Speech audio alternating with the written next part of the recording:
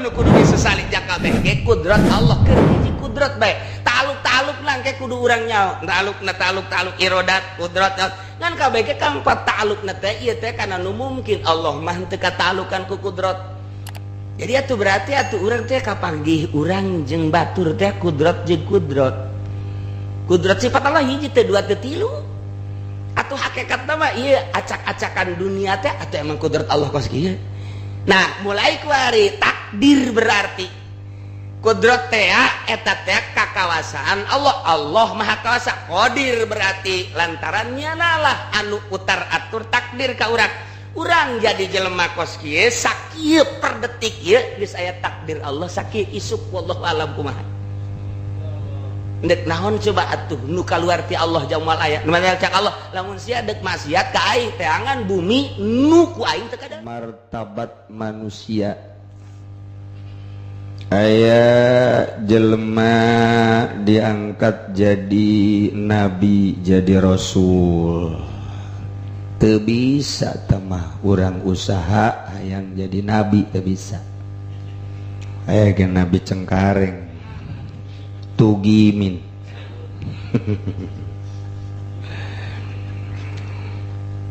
aya jelema diangkat jadi nabi hungkul moal bisa diusaha nabi mah langsung pemberian ti Gusti Allah Subhanahu ta'ala.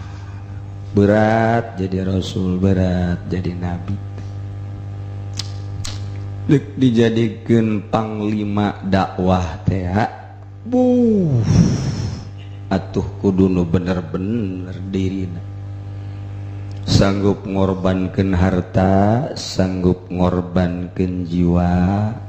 sanggup ngorbankeun segala-gala.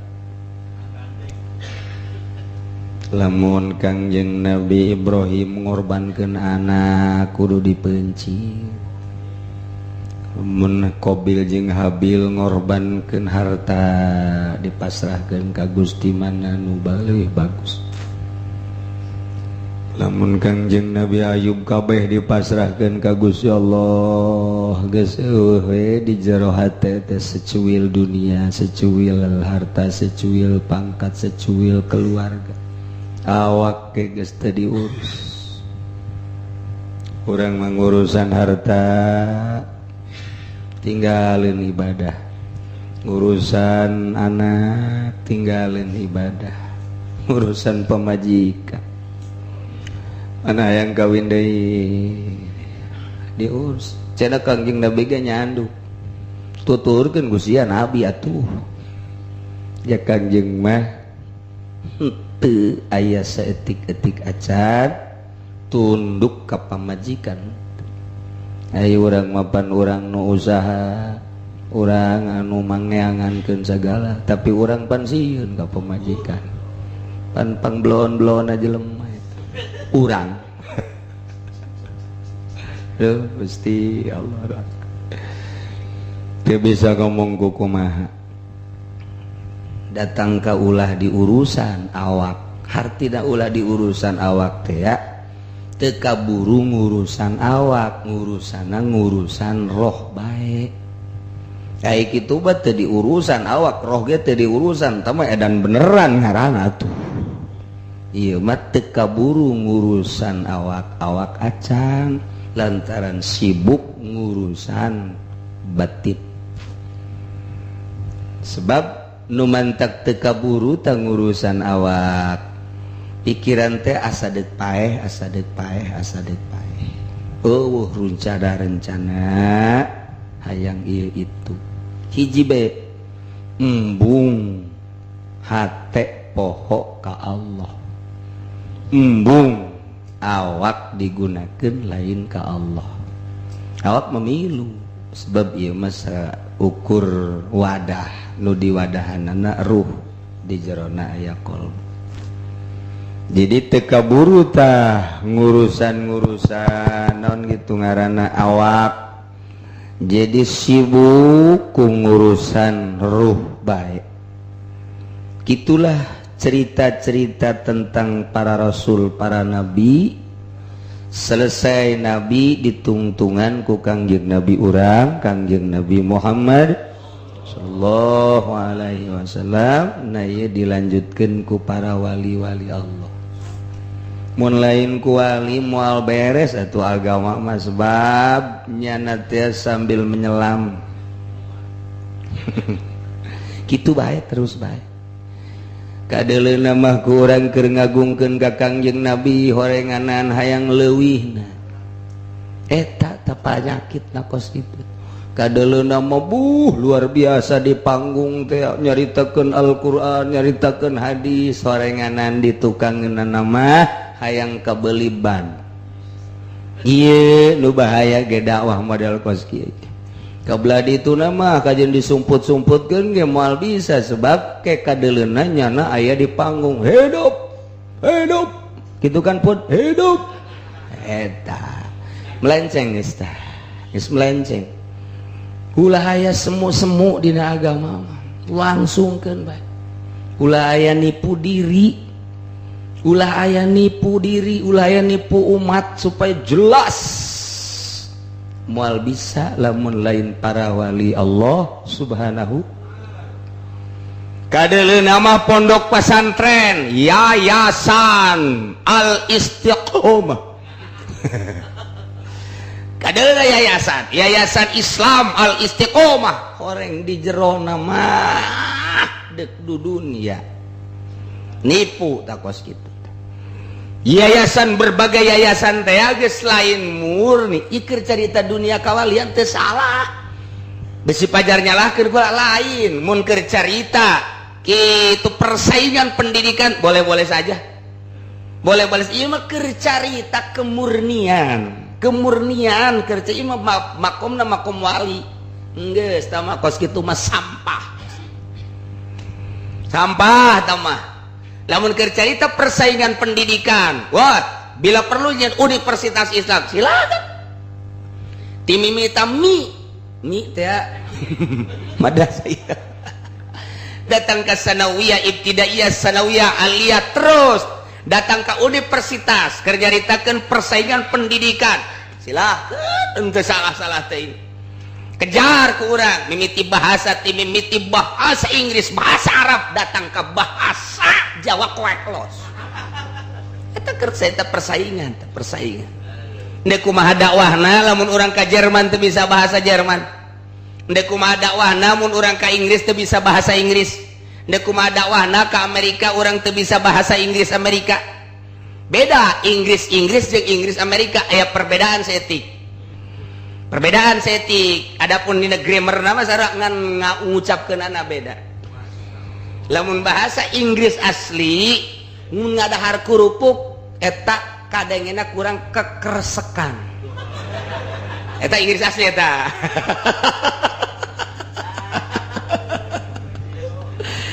nah kuari perkembangan Islam emang kumaha urang mangan saukur kitu ti desa ka desa ti kecamatan disebut kurung batokeun. Ningali perkembangan di dunia, kumaha perkembangan Islam di Inggris kuari. Sakitu ditikeman, dibunuh, dipenjara tokoh-tokoh Islam. Ternyata kuari teh kemulusan jeung kaluhuran Islam di Inggris teh geus aya masjid gede luar biasa di tengah-tengah kota Inggris. Di Belanda teh geus aya kuari mah tah. Masya Allah di Belanda sarua kejemnya luar biasa tapi terus bae tokoh Islam guaring geus aya majelis taklim di tengah-tengah kitu kota itu Belanda teh Holland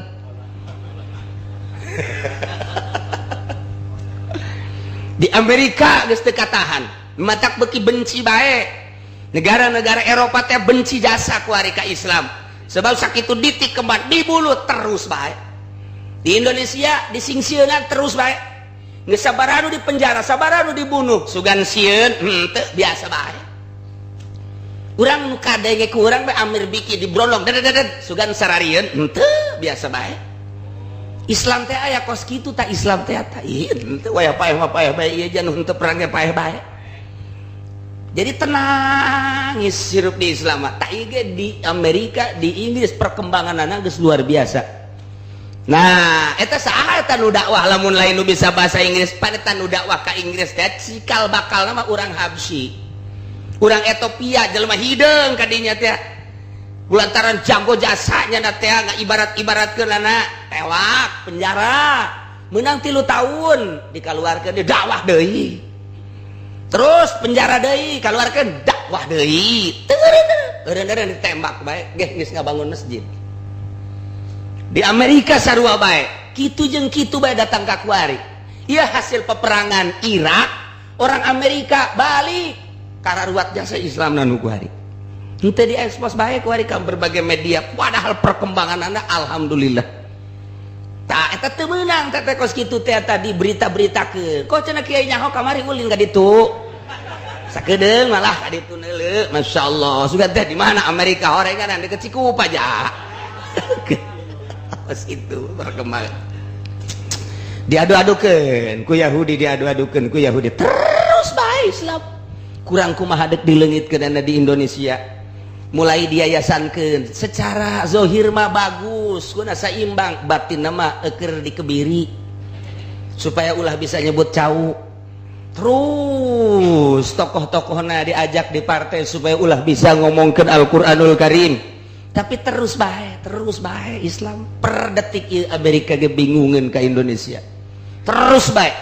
dia teroriskeun kuari kembali balik kuari nu teroris mah justru Amerika balik ke Amerika kuari di kerancangan undang-undang nu aya di Indonesia hendak menyudutkeun Islam teh bahaya geus datang kuari di Timur Tengah hati-hati Indonesia nu negor malah orang Timur Tengah ka Indonesia lain urang hendak menyudutkan orang-orang Islam supaya kieu ye engke Islam yang paling baik Islam yang mengikuti aturan pemerintah Islam yang paling baik Islam yang selalu yes terhadap undang-undang Amerika itulah Islam yang paling bagus di Indonesia teh diterapkan undang-undang eta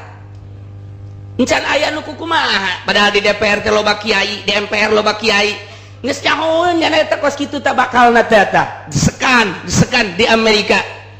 tak, tapi nu negara orang Timur Tengah, malah orang Mesir, malah orang Baghdad, malah orang Irak melalui kedutaan-kedutaan Timur Tengah nu aya di urang teh negor hati-hati ya da kumaha. Cih, urang mah di dia cicing-cicing bae, malah can nyaho-nyaho acan. Tah, ieu da kumaha teh? Ditegorna ku urang ditu, berarti luar biasa abong Nabi baheula ti ditu. Abong Rasul baheula ti ditu. Di ditu nu hati-hati. Malah kuari ngahinakeun ka Indonesia. Eta orang Malaysia secara zahir nyata teh salah batin mah bener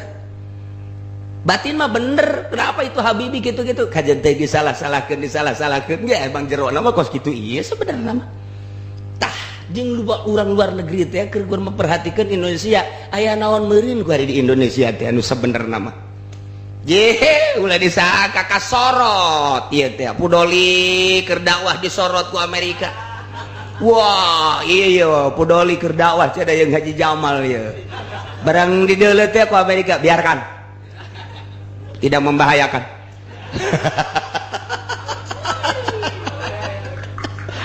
geus kajawa di Amerika teh satelit dunia Amerika teh geus dideuleukeun ku ari kangising-ngising ka deuleu baheula mah Ki Hasyim Muzadi ngobrol jeung kula begitu ngobrol jeung Kiai eta mantan kedutaan kitu Qatar Ki Hasyim kula ngobrolkeun nyaritakeun soal kos kitu tah asa percaya teu percaya ternyata kuari membukti nyata luar biasa perkembangan teknologi terus sieun Islam teu pernah aya sieun biasa bae kuari kanyahoan di satelit ya saha nu sok hudang ti peuting kanyahoan barang di deuleu teh wah Habib Rozak bangun malam nonton bola iya kayak apa ada dipresentasikan kekuatan Islam teh melalui zahir heula satelit atuh urang mah boga pikiran kos kitu lain-lain kakara kuari ja Amerika maneuleukeun memeh urang aya kitu hese-hese amat sih di satelitan ku Amerika jatuh sieun-sieun acan dia urang mah sieun lagi ka Gusti Allah ja urang memeh aya ge Allah geus jahoeun geus deuleukeun ieu rempan-rempan teuing Di atuh ieu mah lain nang hayang urang aya ge nang Allah ngayakeunana. Nang Allah maksa aya sia, nang Allah maksa mondok sia, nang Allah ngayakeun ngaji sia, nang Allah ngayakeun hudang sia, nang Allah sekal tipis sia, nang Allah. Ya sia-sia amat atuh. Ulah sia-sia biasa bae. Biasa bae. Masya Allah. Nah, iya. Rakaatun min alimin cek Kangjeng Nabi sarakaat ti ahli makrifat ka Allah leuwih utama tibatan 1000 rakaat. Onceng. 1000 rakaat datang ke dadas tarang hidung. 1000 rakaat teh. Lekuk deui asana di dieu macan nyarang aya buan 1000 rakaat. 100 encan 100. 50 encan. 20 encan keneh. 10 lamun aya nu mayar teh ge. 10 ge encan keneh bae. Masyaallah kari. Is 2 rakaat ahli makrifat berbanding leuwih utama tibatan 1000 rakaat. Ya Allah ya Karim. Zikir hiji la ilaha illallah hiji dibandingkan jeung 1000 zikir duteung arti ka Gusti Allah memberatan nu zikir hiji. Terus bae mah rakaatun teh rakaatun min alimillah atuh zikirna maca Qur'anna sok buala rupana sedekahna pokona ngabandingna leuwih tibatan 1000 eta teh kumaha kos kitu emang lantaran di jero hatena eueuh naon ngan Allah doang muatan-muatan anu 1000 rakaat atau 1000 zikir la ilaha illallah la ilaha illallah ulurek lirik mah la ilaha illallah la ilaha aduh jauh koneng amat la ilaha illallah la ilaha illallah la ilaha illallah jeruk bagus la ilaha illallah datang apel aja waduh mantap amplop udah sebaranya ieu nya dah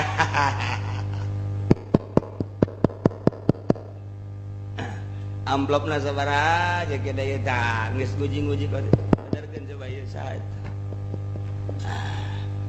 tah ye hararese eueuh muatan-muatan di jerona hiji be Allah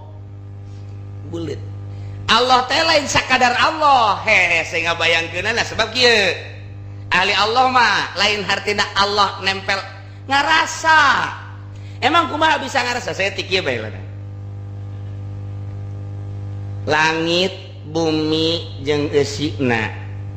ayana langit menang kudrat Allah ayana bumi kudrat Allah ayana makhluk-makhluk nang kudrat Allah hirup paeh melalui kudrat Allah sifat Allah teh teu dua teu tilu hiji kudrat Allah teh hiji teu dua teu tilu iradat Allah teh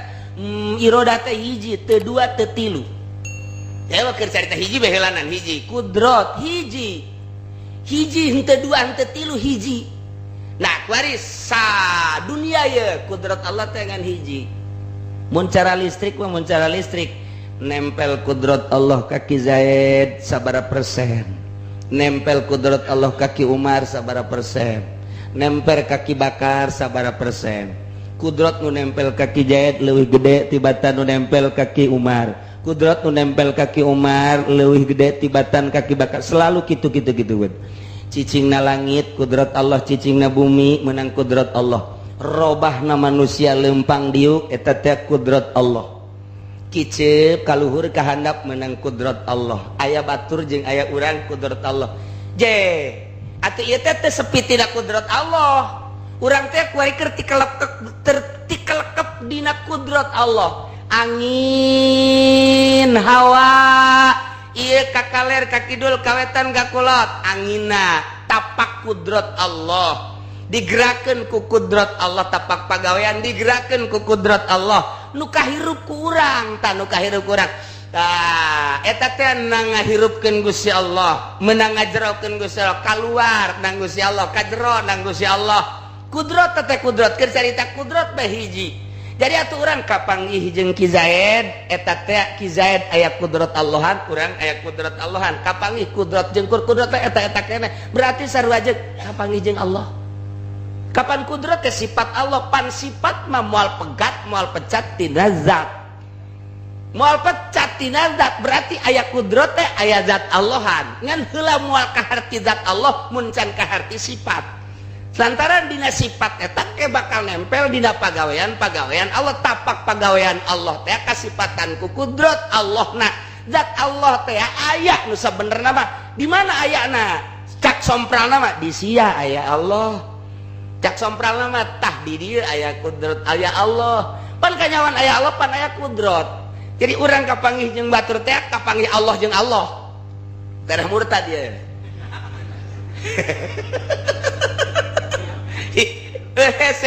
ngaji ilmu hakikat mah kos kitu ngaji ilmu hakikat mah ngaji ilmu tasawuf mah kos kitu tah pok tinggalkeun heula ku urang di jero hate teh urusan dunia urusan pagawean kalahkeun lempengkeun heula keur jaritakeun kudrat eueuh nu kaluar tina kudrat Allah ayana nang kudrat Allah eueuhna nang kudrat Allah hirup nang kudrat Allah paeh nang kudrat Allah ndek kumaha aja eta mah kabeh kudrat ai kudrat teh sifat Allah ai sifat moal pecat tina zat berarti Allah matak Allah di mana bae ayana cak Kanjeng Nabi urang duaan urang sorangan Allah nu kadua urang duaan Allah nu katilu urang tiluan Allah nu kaopat mun cara listrik teng heulanan nempel ka mana ta'alluq teh ngaranna mun bahasa tauhid mah ta'alluq nah si Kizair mah dibere kudratna teh bede hiji tanagana luar biasa wawanena luar biasa ketika gelut di medan laga perang wah gagah jasa kos Khalid bin Walid kos Hamzah gagah luar biasa kudrat Allah na nempel di dinya hakikatna mah jalainnya anak eta nu ngupat ngapitkeun pedang teh Gusti Allah teh nu matak dek mana aya nu dia sesali jamal aya eueuh nu kudu dia sesali jak kabeh ge kudrat Allah keur hiji kudrat bae taluk lang ke kudu urang nyaho taluk irodat kudrat ngan kabeh ge kang patalukna teh ieu teh kana nu mungkin Allah mah teu katalukan ku kudrat jadi atuh berarti atuh urang teh kapanggih urang jeung batur teh kudrat jeung kudrat sifat Allah hiji teh dua teh tilu atau hakikat nama iya acak-acakan dunia teh atau emang kudrat Allah kos kieu nah mulai kuari takdir berarti kudrat teh eta teh kakawasaan Allah maha kawasa qadir berarti lantarannya nalah anu utar atur takdir ka urang jadi jelema kos kieu sakieu per detik ieu geus aya takdir Allah sakieu isuk wallahu alam kumaha ndek naon coba atuh nu kaluar ti Allah jamal aya nu mah cak Allah lamun sia dek maksiat ka aing teangan bumi nu ku aing teu kadale anu kaluar tina kudrat aing los teangan ku sia tuh ai sia nu kadu kotok bae mah ayo dek kumaha coba tah mulai eta kakarak pembahasan jangan supkeunana ieu jangan supkeunana ka jero hate supaya yakin kumaha jangan supkeunana ka jero hate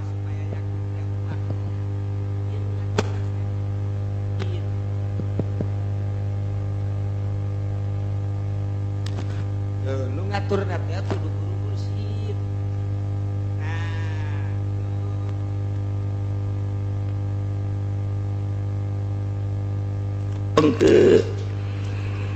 moal bisa guru fikih moal bisa guru alat moal bisa guru tafsir moal bisa hiji guru mursyid nu bisa diatur ku guru mursyid teu raja teu rakyat teu nu sugih teu nu susah heulanan jas sugih mah sugih bae sanajan jadi wali ge susah mah susah bae sanajan teu jadi wali nya teu jadi wali nya susah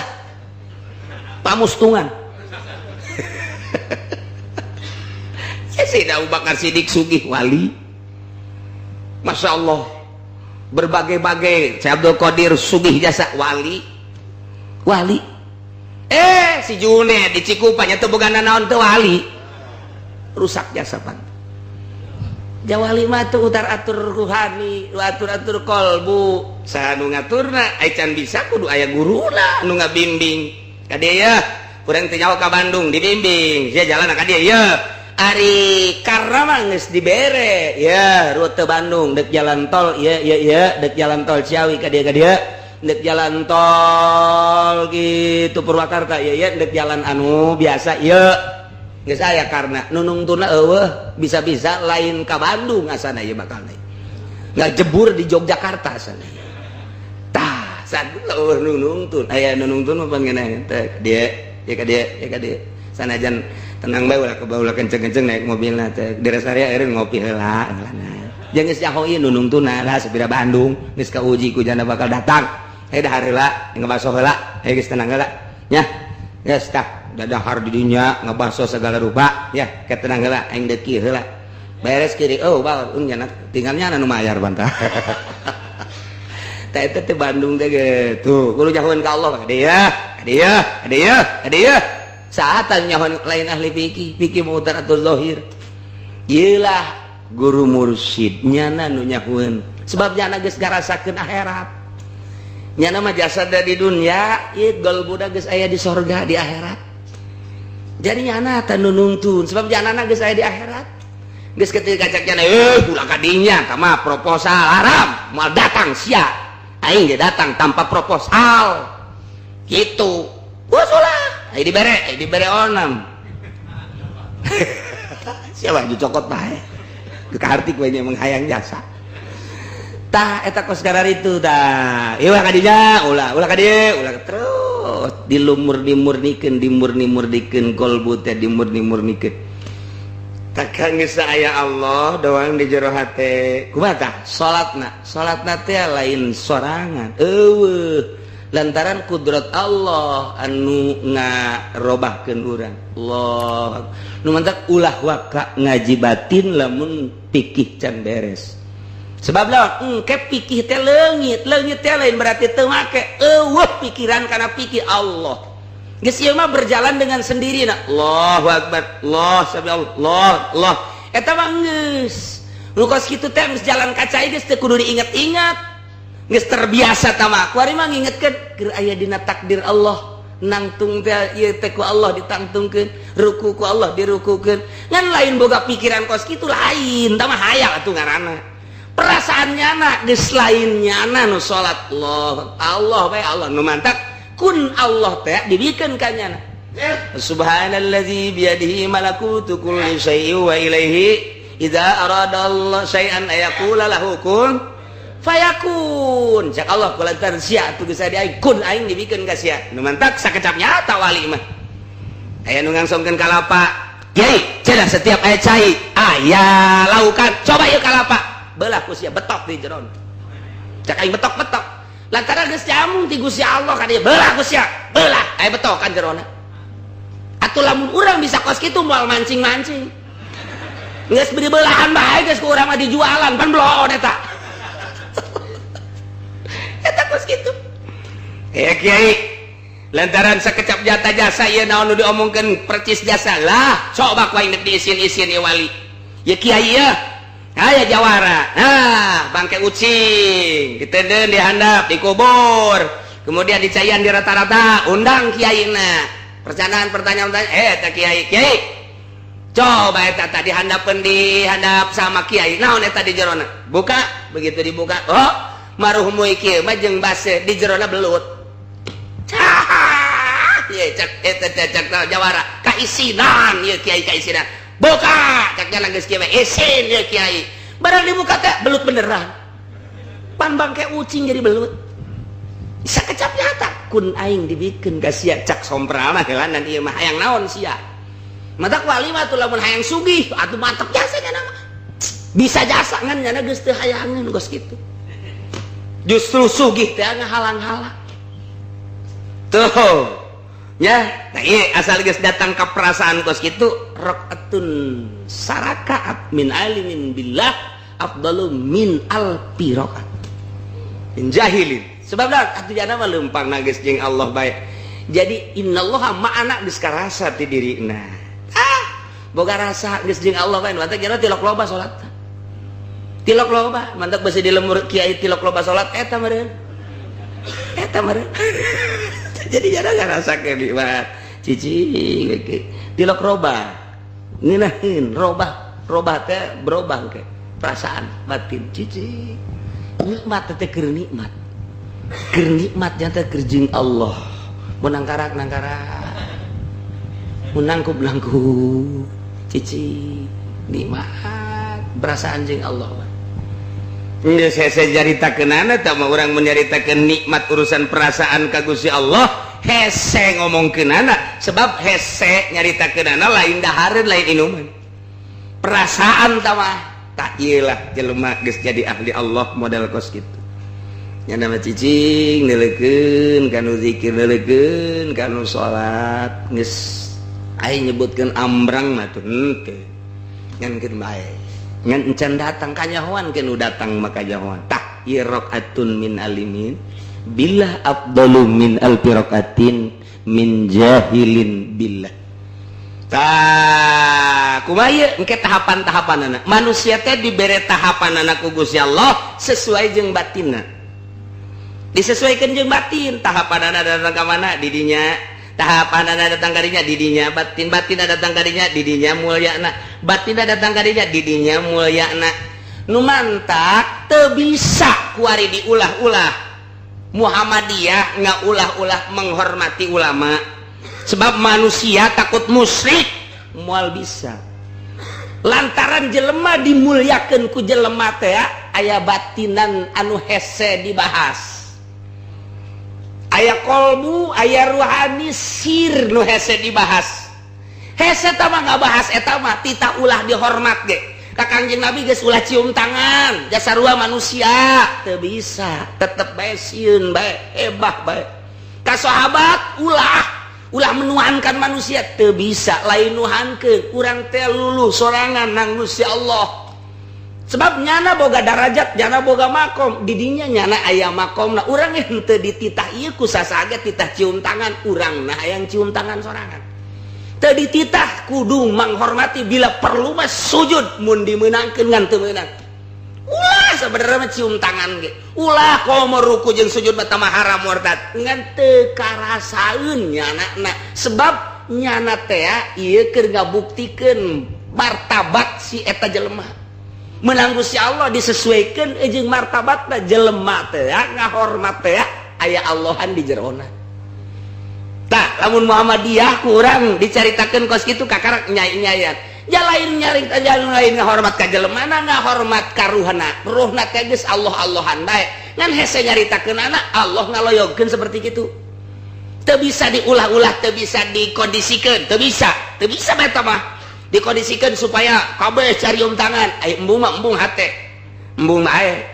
awas hati-hati itu aya jelema gede di itu nya aya bupati urang kudu cium tangan kabehan urang tita cium tangan ka bupati jadi najis Allahan aya ge korupsina di jerona tapi aya jelema ahli Allah teu dititah deui nyana daek cium tangan nyana daek diparentah nyana daek ku maula lain ka nyana mah sapira nyana mandi ge tilok sapira nyana jelema cumplang-campling cuman ruhanina aya Allahan sedangkan urang kapan nyembah ka Gusti Allah sujud ka Gusti Allah ieu jelema deukeut ka Gusti Allah di jerona aya Allahan teu karasa urang teh ngahormat ka nyana jalain ka jelemana aya nu dikandung di jetah martabat eta teh dibuktikan ti jelema-jelema lembak lamun aya jelema norekat guruna nganyahokeun si eta rada jadi norekatna aya tanda ngan mau dicaritakeun lamun aya jelema norekat melalui menuju hakikat jadi ka henteu atuh kajawan aya tandaan kajian teuing 10-an bareng ya sieu mah jadi kanyahoan ku guruna aya tanda-tanda kahiji eta cirina tanda kadua eta cirina tanda katilu eta cirina ngan moal dibejakeun moal aya ngan nyaho we si guru teh jadi teh budak mulai endek jadi aya tanda ningali tina reaksi manusia kos kitu kadinya si eta kitu tahapan-tahapan aya tanda-tandana tak eta teh geus moal bisa dibohongan bae kahiji tanda pertama kakarak diangkat ku Gusti Allah deuk neran nyana teh dina thariqah kakarak deuk neran aya tandana eta cirina geus dibejakeun dina kitab da ciri kahiji kitu bakalna ciri kadua kitu ketika naik jadi wali eta tandana nu matak jelema bisa ngomongkeun nu ahli Allah mah wali keur kaceplosan ngomong atuh aya tandana atau ayat tanda geus moal kasaliru kajen kumaha ge moal kasaliru geus aya tanda 9 tanda kewalian aya di jelema memeh diangkat jadi walina kakaraknyana mulai dek susulukan bage geus lain deui dina larangan-larangan akunya na dijauhan perintah-perintahna kumanehana dilaksanakeun bari ikhlas teh geus ayaan lain deui jasa tanda kahiji eta encan jadi wali kakarak dek mengarah dek lempeng sulukna memasikeun jauh kene geus aya bakalna reaksi geus aya reaksi itu bisa dibobodo jeung teu bisa dikondisikeun kos kitu bae ke tahap kedua ke tahap katilu kakarak mulai dek naik kanyawan terus ka ditu da makom ieu kanyawan nu mantep nyaraho wali situ wali pancena layaripul wali ilal wali berarti sia eta ngomongkeun itu wali nyana ge wali ulah loba omong siapa-siapa bae sebab dicaritakeun ge moal ka harti aya Allahan di jerona geus datang ka mana tata kagedean Allah nu aya di jero hate manehanana kagedean Allah kamulusan Allah kabersihan Allah nu aya di hatena kadeuleuna di mana dina reaksi-reaksi jeung aya tanda-tandana bae engke bakal aya tanda-tandana tah eta teh jelema ngahormat ka dinya sesuai jeung martabatnya anak diulah-ulah gitu mah bisa kajian kuku mage di zaman Belanda mapan kafir tapi tetep bae ngahormat Gus Dur berhadapan jeung Kristen ngahormat bae Buddha berhadapan jeung Gus Dur ngahormat bae geus puguh kiai mah di luar mah ngomongkeun Gus Dur buta lah Gus Dur kitu lah dihareupeun mah hehehe da kumaha teu bisa dibohongan aya Allahan di jerona nu hese dibahas di luar mah kiai diomongkeun anu lah deukeutan coba ge teuk datang ka kuat bae ge manehanana teuk datang ka wani bae ge ngomongna naon ge makin ngomongkeun makin dihareup makin sieun lantaran naon berontak di jero nur ilahi na kamanehanana sieun bisa ngagedepek di hareup teu saeutik jelema nu ngomongkeun ahli Allah ndek ngomongkeun macam-macam di luar mah di hareup mah ngan teu jadi tape roa moal kuateun mantap naon kitu karena berjuang lamun lain ahli Allah moal bisa di luar diomongkeun bae ku saha bae diomongkeun harepan moal bisa kukumaha teu kudu ngomong ahli Allah mah nur ilahina nu berontak jada diberesieun teh lah nu mata kafir teh diberesieun ka kafir teh diberesieun ka Kangjeng Nabi kafir teh musuh diberesieun ka para sahabat kafir teh ngan saukur 3.000 Khalid bin Walid ngalawan 70.000 menang jauh seadang-adang sabaraha persentasena tapi menang perangna kunaon eta diberesieun kafir datang balik gekarak deuleu doang sieun geus ngogolepak ti heula endeu kumaha atuh kos jelema bogoh jasa ka awet tidak berdaya aduh bertekuk lutut kuat jasa apapun kepunyaanku akan kuberikan kepadamu aduh hatiku luluh di hadapanmu eta kos kitu ya sinar ilahi nur ilahi itu menang macam-macam sebab nyanana geus disogok moal bisa komoleutik geus teh dibere sakitu bae teh dibere sakitu bae nyana mah ieu diomongkeun tilok ngomongkeun deui dibenduan tilok bendu deui da kumaha atuh dibere sakitu teh dibere sakitu lantaran nyana geus make konsep Allah jam mere teh lain jam nyana nu untung nu mere geus kitu bae teh hese jadina geus dibere sakitu teh dibere teu ngomongkeun hese atuh kajian gugum mage di luar ngomongkeun sadadak hareupan tek datang ka wani ngomong bagi nyanana teh nyaona naon nyanana mah cuma naon nur ilahi nu berontak ngancam ka dirina nu mantap aya bae istilah katulah eta bahasa katulah teh eta sing hade dan Allah eta teh kos kitu teh ngan engke si jelemana dibere pirasat ku Gusti Allah pirasat jelema mukmin wali teh leuwih naon gitu karena tajam tibatan pedang leuwih seukeut tibatan pedang ayo omah irama mah lain lidah itu sangat tajamlah lebih dari pedang eta mah kamakola Kiai Haji Roma Irama nah ieu mah nur ilahi hese geus tah ieu geus kos kitu tah rakaatun sarakat min alimin billah afdalu min alfi rakaat geus hese tah tandingna sebab nya mah teu keur salat ge Allah geus teu melu nya mah urusan zahir mah teu kaburueun hiji bae besi leupas ti Allah tah mantap urang nyaho bae jelema bodoh mah paeh teh paeh bae jelema pinter rek pinter ka Allah moal aya paehna nya mah sebab keur hirupna dia teu eureun-eureun ka Gusti Allah. Paeh so teh zahirna doang, rohna mah Allah-Allahan bae terus. Teu paeh ahli Allah mah ngan pindah doang, sebab keur hirupna ge Allah-Allahan bae. Nu bodoh mah paeh teh modar, tapi ahli Allah mah paeh teh jasadna hungkul, rohna mah tetep Allah Allah Allah Allah Allah. Bisa ku urang dihadiahan. Ya Sultan Aulia Allah Syekh Muhyiddin Abdul Qadir Al-Jailani datang. Aya naon sia Syekh Abdul Qadir. Emang orang mana Abdul Qadir orang pondok tukang lauk. Bisa hadir. Syekh Maulana Hasanuddin teu paraeh henteu jelema. Aya tempat khusus, tempat para wali Allah, tempat para solihin khusus, tempat para ulama khusus, tempat ditempatkeun ku Gusti Allah roh teh tempat-tempat mah. Nah, nu kakalayangan ka mancanagara ieu lah jelema nu diangkat jadi wali Allah. Hayang ka mana bae? Nu mandak ka Mekah, ih kapangi. Tuh. Ka Cikupa, aya di nu ngora. Lain deui eta mah. Roh daya, masyaallah. Ieu lah rakaatun. Nya min alimin billah ika karak sakadar skema-skema na hungkul digambar-gambarkeun seperti gitulah. Nah, lamun berangkat di awalna ieu nu leuwih hese urang geus jaritakeun jadi nama babari. Tah, jadi rumus